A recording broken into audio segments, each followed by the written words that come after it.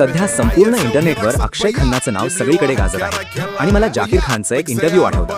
त्यात तो म्हणाला होता, कधीतरी तुम्हाला एखादा विशेष शर्ट घ्यायचा असेल तर हा जग इतकं विचित्र आहे की ज्या दिवशी तुम्हाला तो शर्ट हवा असेल त्या दिवशी तुम्हाला तो मिळूच देणार नाही आणि दुसऱ्या दिवशी कदाचित तुम्हालाच वाटेल की त्या शर्टची इतकी गरज नव्हती, कारण तुमच्या नशिबात तर त्यापेक्षा खूप महाग खूप चांगला सूट तुमच्यासाठी पुढे कुठेतरी वाट पाहत असतो.